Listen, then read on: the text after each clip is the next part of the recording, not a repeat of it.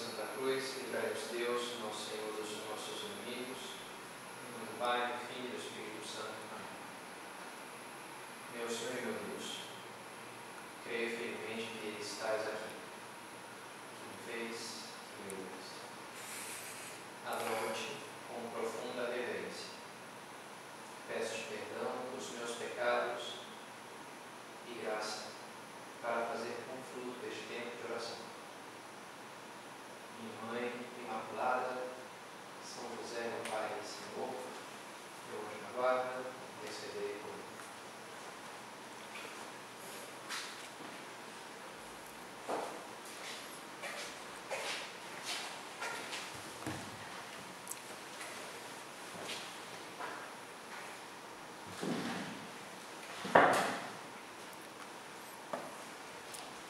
Jesus foi conduzido ao deserto pelo Espírito para ser posto à prova pelo diabo. Quaresma, que já vai chegando ao fim, começa com essa narrativa no primeiro domingo da Quaresma das 3 tentações de Cristo no deserto e vai terminar com essa última tentação, quando ele não está tanto no deserto, mas no Horto das Oliveiras. Começa de uma maneira aí a paixão.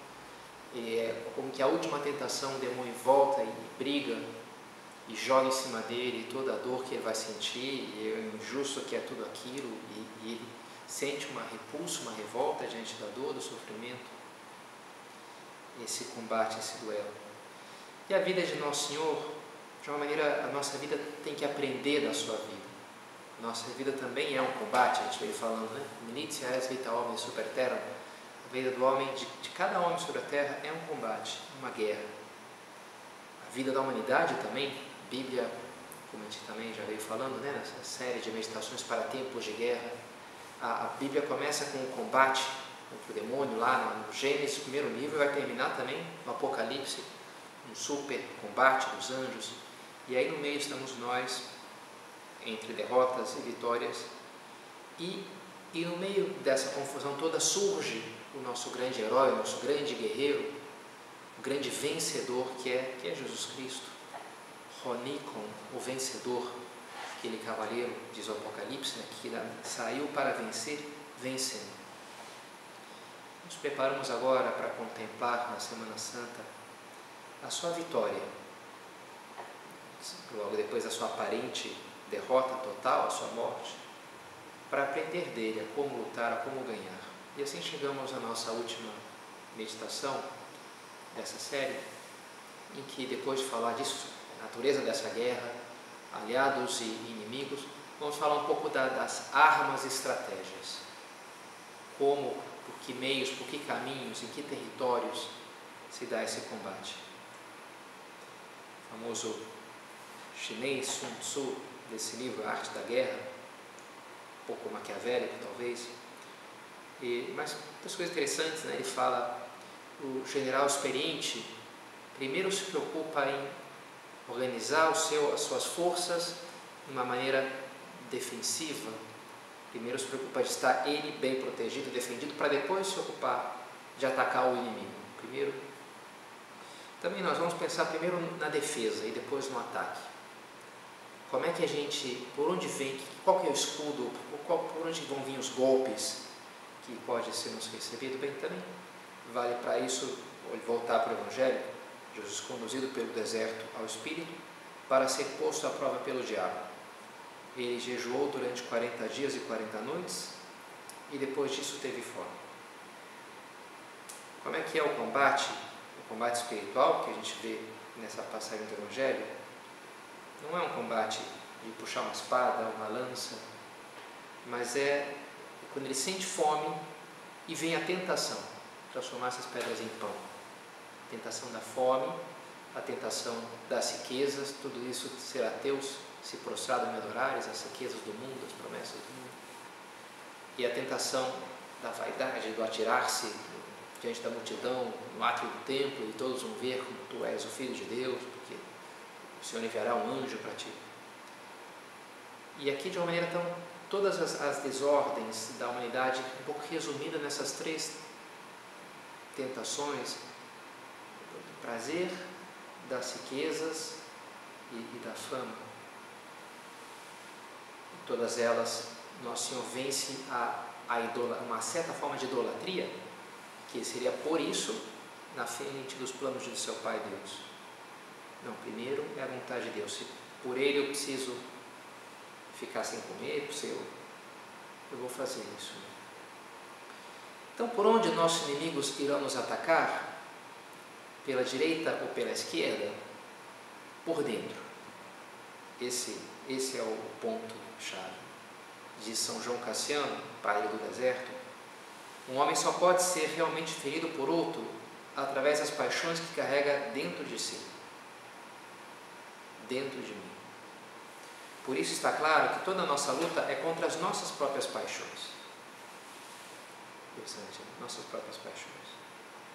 Na meditação passada a gente citou esses 3 inimigos da alma, segundo os enumera tradicionalmente São João da Cruz: o demônio, o mundo e a carne. As tentações nos vêm, sem dúvida, por essas 3 fontes diferentes, mas não é tão importante assim saber qual que é a fonte, porque a gente vê essa tentação aqui: é uma desordem minha, ou é um demônio que está me atazanando, ou é má influência. Bem, pode ser uma coisa ou outra, isso não é tão importante assim. O importante é saber por onde que vai vir o ataque. Se um país tem várias fronteiras com vários outros países, e está em guerra com eles todos, eles têm que dispersar suas forças para se defender. Agora, se eles sabem que o ataque sempre vai vir por naquele ponto ali, naquele estreito, naquele desfiladeiro das Termópilas, né, que os espartanos se defendem contra uma multidão do exército do imperador Xerxes, porque sabe que tem que passar ali. E por isso põe 300 homens e defendem ele de 1 milhão, porque eles podem concentrar suas forças.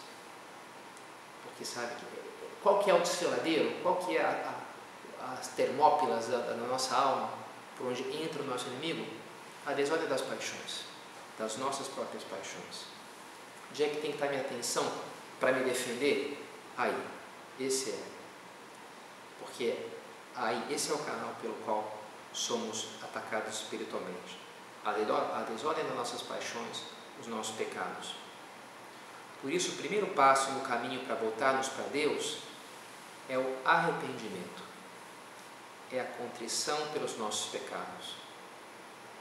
Assim, é o libertar-se disso, defender-se, tirar. Primeiro defende, depois você vai atacar. Primeiro, tira isso da tua vida, luta contra o pecado. Se a pessoa não toma essa decisão na vida, não dá para dizer que está vivendo uma batalha espiritual, está derrotado espiritual, está morto espiritualmente, não sei. Mas não está lutando, não está vivendo a vida espiritual, essa vida em abundância que Nosso Senhor quis trazer para nós. Por isso, a primeira mensagem dele, qual que é? Arrependei-vos e crede no Evangelho, mudai de vida, mudar o teu comportamento. Por isso, assim, começa a própria Quaresma com essas palavras do Senhor, né?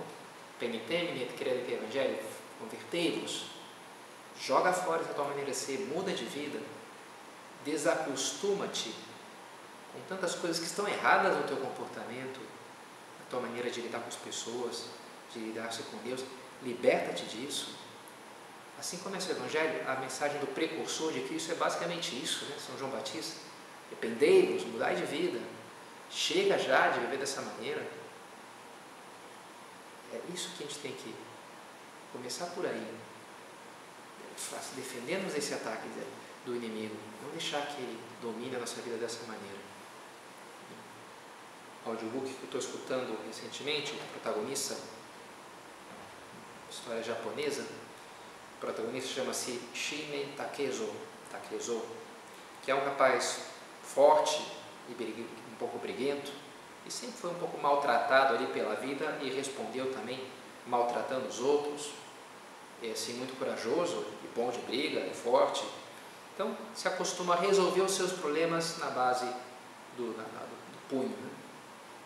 E mais ou menos se deu bem, até que uma hora se deu mal, né? A lei da força acaba assim, acabou preso em apuros, condenado ali à morte pelas coisas que tinha feito, mas foi salvo por um monge budista, que vai acabar se tornando uma espécie de diretor espiritual seu, e que toma para si a prerrogativa de definir o castigo do Takezo.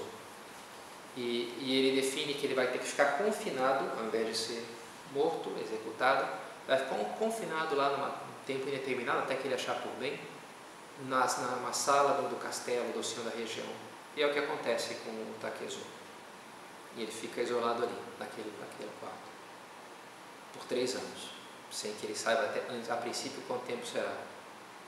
O monge, que chama-se Takuan, conduz aquele quarto, mostra que ele vai ter acesso ali a um montão de livros e dá um conselho final que bem poderia nos servir nesse tempo de confinamento, né? Ele diz assim: leia tudo o que lhe for possível. Disse que certo renomado monge chinês encerrava-se periodicamente numa enorme biblioteca e lia milhares de livros. E a cada vez que de lá saía, diz a lenda, aos poucos seus olhos espirituais se abriram. Quanto a você, encerrado neste escuro recinto, considere-se dentro do ventre materno, preparando-se para o nascimento. Aos olhos da carne, este recinto nada mais é que um escuro quarto selado. No entanto, olhe com atenção e medite. A sala está repleta de luz, luz que todos os tipos de sábios da China e do Japão ofereceram à civilização. Tanto poderá viver enclausurado num escuro quarto selado, ou passar os dias numa sala cheia de luz. A escolha é sua e cabe ao seu espírito decidir. Interessante, já pode passar esse tempo aqui de uma maneira inútil, revoltado, reclamando da vida, xingando as pessoas que te puseram aqui, o azar, os teus erros, os seus próprios erros. Ou você pode fazer desse período uma ocasião luminosa, né? Uma transformação. E é o que o Takezo vai fazer. Se dedica muito a ler e lendo começa a refletir, uma coisa que ele nunca tinha feito na vida. Refletindo, termina por se arrepender profundamente da vida que tinha vivido até então. E chorando tantos erros e desperdício de tempo, toma essa resolução de mudar então completamente de vida. E chega a tal decisão que 3 anos depois, quando o Takuan tira ali, ele restitui a liberdade, ele recebe então um novo nome, para marcar que agora é um homem novo, que o velho morreu, o Takezo morreu, e agora vai nascer Miyamoto Musashi, será o seu nome. Esse nome que vai entrar para a história como o maior herói samurai de todos os tempos, Miyamoto Musashi. Interessante essa história. Na semana que vem a gente vai viver a Semana Santa. Que bom momento para olhar para Cristo na cruz, para a nossa vida e decidirmos de fato a mudar. Decidimos a não tolerar mais tanta preguiça, tanta vaidade, esse orgulho absurdo, essa sensualidade que me impede de amar profundamente, me fecha no meu egoísmo, tantas coisas, tantos outros pecados que cada um de nós tem, que aprisionam a nossa alma, o nosso coração, que nos afastam de Deus e dos outros. Querer chorar os nossos erros, esse é o grande fruto da Quaresma, de contemplar a Cristo na cruz, de ver uma Semana Santa devotamente, querer dizer não para tantos erros, tantos pecados. Interessante, mais de uma pessoa, em concreto acho que foram 2, vieram me comentar como lhes feriu essa ideia ao ver todo o cuidado que as pessoas que estamos tendo hoje para não contaminar.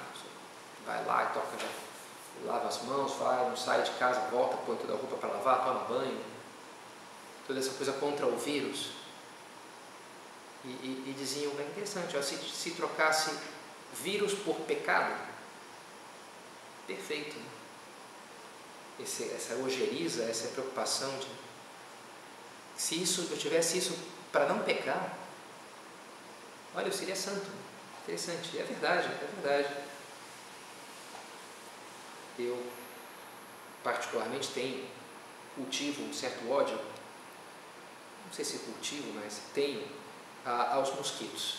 Eu odeio os mosquitos, eu acho que os mosquitos são fruto do pecado original, não estão nos planos originais de Deus, não sei, são teorias que certamente bastante discutíveis, mas eu vejo um mosquito perto de mim, eu não tolero a presença do mosquito, eu vou lá e vou por todos os meus esforços para matá-lo, nem sempre eu consigo, o que é um pouco frustrante, muitas vezes frustrante, mas às vezes sim, e dá um grande prazer esmagar um mosquito a menos no mundo, né? Eu digo ao Senhor, obrigado ao Senhor que me deu a vitória. Eu digo até uma ejaculatória quando eu preciso matar um mosquito, agradecendo a Deus. Mas o ódio bom mesmo, mais do que ao vírus ou ao mosquito, é o pecado. O ódio é o pecado. Esse é o ódio mais racional, esse é o que a gente deveria ter, esse é o mais lógico. Que a gente peça a Deus essa detestação do pecado. Não nos deixes cair em tentação, mas livrai-nos do mal. Completa o sacerdote na missa: livrai-nos de todos os males, ó Pai. Dá-nos hoje a vossa paz. Ajudados pela vossa misericórdia, estamos sempre livres do pecado e protegidos de todos os perigos. Sobretudo desses perigos, do perigo moral, do perigo espiritual, também, sem dúvida, do perigo à minha saúde, do perigo à minha família, do perigo financeiro, não sei, né?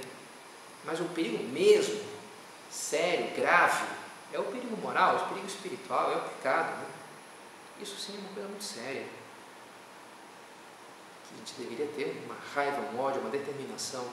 Santo Tomás, ele diz: o menor mal moral é mais grave que o pior mal material. Ou seja, um pecado meu é algo muito mais grave, muito mais trágico do que você perder, ficar paraplégico, do que perder uma perna, do que bater com o carro e pôr fogo na casa. Tudo bem, essas coisas são ruins, sem dúvida que o são.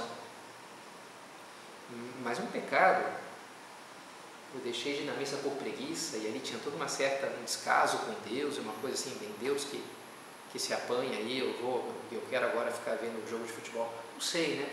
Qualquer pecado que eu cometa, assim, esse é um negócio muito sério, né? Está em jogo ali a minha relação com Deus, ou como eu entendo a vida como um dom, como eu trato as pessoas, da briga, a raiva, não sei, tantos pecados. Uma vez, o São João Maria Vianney, o cura d'Ars, recebia muitas cartas quando eu fui famoso e não conseguia nem lê-las, ele pegava e usava ali até para a lareira, e jogou ali uma carta fechada ainda, né, para alimentar o fogo. E aí percebeu, quando começou a pegar fogo no envelope, que dentro tinha um cheque,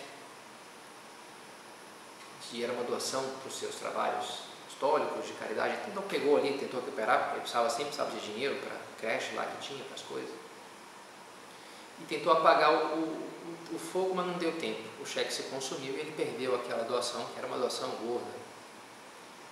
E ele contou isso na sua homilia, na missa seguinte, e falou: meus filhos, foi uma pena.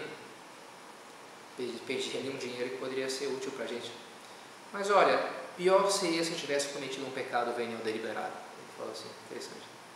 Perdi uma milionada lá, mas olha, muito pior é um pecado que eu cometo. Muito pior do que um dinheiro que eu perco. Será que eu enxergo isso? Pedir isso ao Senhor. Pedir realmente que eu tenha esse desejo, essa raiva do pecado, de faça isso de mim. Só assim a gente vai começar a ter vida espiritual. Só assim a gente vai de fato entrar no combate pela nossa alma, pela alma das pessoas à nossa volta. Se não tem isso, não estamos lutando ainda, né? A gente está derrotado, a gente está dominado, a gente está escravo do país, do inimigo, né? Não estamos na frente de batalha, estamos sequestrados pelo inimigo. Diz Nosso Senhor, quando os apóstolos tentam expulsar um demônio e não conseguem, ele lhes explica: olha, essa classe de demônios só sai com jejum e oração. E a própria experiência dele naqueles 40 dias no deserto são 40 dias de jejum e de oração. E assim entramos na segunda parte da nossa meditação, as nossas armas. Primeiro, a defesa é expulsar o pecado, por aí que vem os ataques, odiar o pecado. E agora o ataque vamos falar sobre tudo isso daí, né? Jejum e oração, mortificação e vida de união com Deus.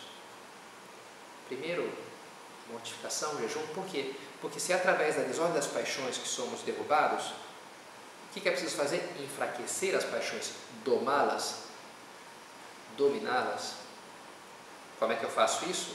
Negando-me a elas, negando a minha vontade de comer, de descansar, claro, cuidando da saúde, etc, etc. Mas sabendo dizer não para o próprio corpo, dizer não para o meu orgulho, para a minha verdade, pisando um pouco no próprio eu, quando ele se infla e fica orgulhoso e soberbo. pisar em cima das nossas paixões, querer dominá-las. Os padres do deserto, bem, outras religiões também, né? Todas falam, as religiões tradicionais, a importância do jejum pelo caminho espiritual, para a iluminação, saber dizer não para o próprio corpo. E o caminho que nos traça Nosso Senhor não é diferente. Quando ele já está na última ceia, depois do Horto das Oliveiras, depois do último combate, né, contra o inimigo, quer dizer, na verdade antes, logo antes, né, Nosso Senhor diz assim: agora vem o príncipe deste mundo, já prevendo que vem essa tentação, mas ele não tem nada em mim. Interessante, né? Ele não tem nada em mim. E logo depois diz: deixo-vos a paz, dou-vos a minha paz. E eu sempre entendi essa passagem: olha, não tem nada em mim. O demônio tem propriedades dentro de nós, que são os meus vícios, ele tem conexões comigo, e ele puxa o fiozinho ali da inveja, e ele me abala, me perturba. Ele começa, surra ali uma comparação, e que o outro não me tratou bem, e um complexo que eu tenho de que eu sou feio, sei lá, né? E aí eu vejo aquilo, e aí o demônio já puxa ali, e o demônio tem parcelas, né? Tem ações, digamos assim, né? Na nossa... Agora, Jesus, ele fala, ele não tem nada em mim, ele não tem por onde me puxar, ele não tem, porque eu me libertei, eu não tenho essas paixões. A gente tem que vai ter que cortar os fiozinhos que o demônio puxa e nos perturba. Tem que negar-nos. Se o meu orgulho se infla, abraçar a humilhação. Se a minha sensualidade clama pelos fogos perdidos, dizer não para o próprio corpo com decisão, vou tomar um banho frio. Se eu fico muito pendente da minha comida, eu vou me negar, jejuar. Eu quero a liberdade. Né? Jejum, negar as nossas paixões, dizer não para nós mesmos, poder dizer como se ele não tem nada em mim. E fazemos isso ativamente, nos propondo, vou me privar disso, daquilo? Sim, mas eu diria sobretudo, abraçando as coisas ruins que nos acontecem, abraçando os sacrifícios que a vida mesmo nos pede, que de uma maneira Deus permite que ocorram na nossa vida, abraçando, tudo concorre para o bem daqueles que amam a Deus. Se hominem bono, tudo para o bem. Se eu abraço uma humilhação, uma dificuldade, uma dor, uma doença, aquilo vai ser a ocasião, que é para a minha meditação, para o meu crescimento espiritual, como foi Cristo nos 40 dias no deserto, sentiu fome e, digamos, abraçou a sua fome, não se rebelou contra ela. Como assim, né? Eu faço tudo certinho e vem isso para ele, vem aquele outro. Saber dizer não para nós mesmos. Nesse sentido, é muito interessante, tenho recomendado para várias pessoas nesses dias um documentário de um mexicano, supernumerário do Opus Dei, chamado Bosco Gutiérrez. Eu vi, tem no YouTube, legendado em português, leva 1 hora, 3 minutos, algo assim. E é muito interessante porque ele é um arquiteto, casado, com vários filhos, e assiste a missa diariamente, faz a oração de manhã e à tarde, tem uma vida espiritual intensa, recebe direção espiritual constantemente, semanalmente. Mas um dia o sequestram logo depois da missa, pegam lá, e o documentário é ele narrando isso daí. Né? E ele fica lá no cativeiro vários meses, não sei se vira o ano, passa o Natal lá, é um negócio assim muito duro, né? E era um homem muito ativo profissionalmente, espiritualmente, uma família, um montão de filhos, e muitos amigos, ele tinha uma vida muito intensa. E da noite para o dia ele está encerrado num quartinho sem janela, uma única porta, lá tem ali vaso sanitário, chuveiro, sei lá o que teria ali, não lembro agora. E eu acho que a princípio ele fica triste com tudo aquilo, e ameaça entrar ali uma certa depressão. E tem um momento chave, eu queria ter visto antes, mas eu vou voltar a assistir esses dias, mas vou falar do que eu me lembro, que assisti há anos isso daí. Tem um momento que chega ali a festa nacional, que acho que é a independência do México, e os sequestradores são patriotas, curiosamente, oferecem para ele então um pedido, porque é festa nacional. E ele pede um copo de uísque, lotado gelado, mas sem gelo até o topo. Você vê que ele curte o uísque. E dão ali para ele, e aí ele fecha a porta, ele já namora aquele uísque, ele fica cheirando, ele passa na testa, que deram uma batida nele na hora que o pegaram, né? Deram um golpe, ele está ali com uma ferida ainda. Ele passa, né, geladinho, assim, e cheira, meu uísque, já está demais esse negócio. Ele não deu nenhum gole, mas está só namorando, né? Ele faz todo um ritual ali de preparação, de antecipação, né, do prazer que ele vai sentir. Mas ele diz que escuta uma vozinha dentro de si dizendo: me dá o teu uísque. E ele fala: não, eu não ouvi isso. Me dá o teu uísque. E entende que Deus está lhe propondo aquela entrega. Não, Senhor, me dá o teu uísque. Não, Senhor, estou aqui nesse inferno, uma gotinha de consolo no meio dessa situação tão dura. Você não vai tirar meu único consolo aqui, nem um momentinho de prazer. Me dá o teu uísque. E ele vive aquele combate espiritual, aquele combate com Deus. E uma hora ele pega e derrama, sem que os sequestradores o vejam, derrama na pia todo o copo de uísque e não toma uma gota. E ele fala: olha, que aquele uísque, a minha autocompaixão foi embora pelo rabo. A partir daquele momento tudo mudou no meu cativeiro. E aí ele virou aquilo tudo e falou: bem, olha, isso aqui não veio ficar brigando contra a realidade, essa aqui é a realidade. O que eu posso tirar o melhor?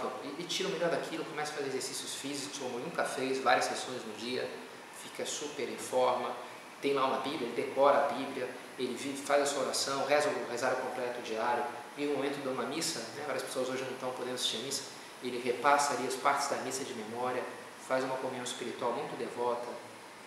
Ele vive cada dia muito intensamente e ele cresce espiritualmente, ele começa a fazer apostolado com os sequestradores. Chega o Natal, senta aí que agora eu vou ler para vocês aqui o Evangelho de São Lucas, o nascimento de Nosso Senhor, e dá uma homiliazinha ali para o sequestrador. Uma hora os sequestradores escrevem, né? Eles nunca falavam para quem não conhecesse a voz depois. Cara, como é que tu consegue? Pergunta assim para ele: como é que tu consegue? Porque ele está boquiaberto com toda a energia que aquele homem tem. Interessante, né? De onde vem a sua energia? Bem, quem sabe daquele whisky, aquele sacrifício que lhe deu uma força incrível, quando ele disse não para o próprio corpo. E é lógico, sem dúvida, dessa vida de oração intensa que ele leva. Ele faz a oração de manhã, a oração mental à tarde, faz a sua leitura, vive a sua missa, reza o seu rosário. Enfim, um plano de vida espiritual muito intenso que já vivia antes de ser sequestrado e que se esforça para manter enquanto está naquelas circunstâncias. E essas são as duas grandes armas que a gente vem falando, né? Mortificação e intensa vida espiritual. Assim como o Musashi chorou seus erros, se arrependeu e ao mesmo tempo se alimentou com aquelas leituras todas, ou seja, não ficou só na parte negativa, uma depressão desesperada, sem perspectiva, mas teve diante de si um novo propósito de vida, um novo ideal, do caminho da espada que ele vai seguir, da busca da perfeição como guerreiro, e ele sai com todo um novo propósito. Também nós precisamos esvaziar-nos, mas não por esvaziar-nos, mas para enchermos, esvaziar-nos do pecado, do próprio eu, do egoísmo, de estar olhando para nós mesmos, dos nossos apegos, para ser capaz de abrir-nos para Deus. Tanto que é importante que a gente viva nessa quaresma de quarentena, leitura espiritual, orações vocais, terço, oração mental, meditação, lexio divina. Que a gente viva um horário para viver essas coisas, começando com o horário de dormir, com o horário de acordar. E, enfim, que a gente cultive uma profunda vida interior, através dessas práticas de piedade concretas que São José Maria propunha e que nos centros do Opus Dei a gente sempre promove e ensina, né, como faz, agora como é que faz o exame de consciência, agora vamos, né, incorporar jaculatórias no teu trabalho para ter a presença de Deus também ao longo do dia, agora faz um oferecimento de obras assim que tu levantar, agora antes de dormir faz.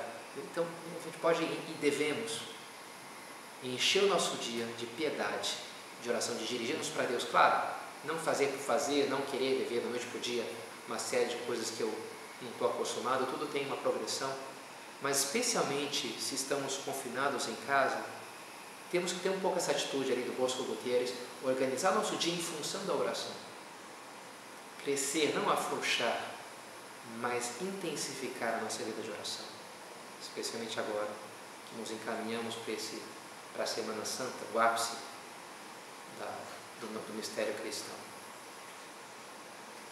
O primeiro casal, o primeiro homem e a primeira mulher, perderam o seu combate espiritual. Eva se deixou enganar pela serpente. Agora, a nova Eva, Maria, venceu. Por isso a gente representa assim Nossa Senhora Imaculada pisando a cabeça da serpente, ela te esmagará a cabeça. Sexta-feira dessa semana era uma das duas, antigamente uma das duas memórias de Nossa Senhora das Dores. E era uma memória móvel, sempre era sexta-feira antes da Semana Santa. Muito bonito o cardeal Ratzinger, quando teve no meu seminário em Roma, e era uma sexta-feira como essa, ele fez toda uma homilia sobre Nossa Senhora das Dores, Nossa Senhora da Piedade, toda uma teologia ao redor de Nossa Senhora ali aos pés da cruz. E podemos imaginá-la assim, né? Ali junto ao seu filho, enxergando todo o fruto dos pecados dos homens, como a gente deve ter diante dos olhos para ter raiva dos nossos pecados, sofrendo ela mesma, mas para transpassar ao teu coração, como nós também queremos entender o papel do sofrimento como nossa purificação, e unidíssima ao seu filho, unindo o seu destino ao dele. Nossa Senhora sempre unida a Jesus, sempre próxima. Onde ele vai, ela vai também. E assim nos ensina a ter vida interior, ter vida de oração, a não soltar da mão do Senhor. Peçamos ela que nos ajude a ver uma Semana Santa muito santa e verdadeiramente transformadora.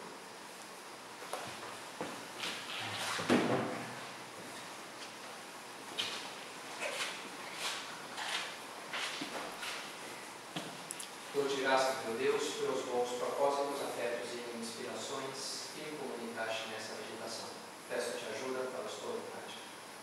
Minha Mãe Imaculada, São José, meu Pai e Senhor, meu anjo da guarda, intercedei por mim.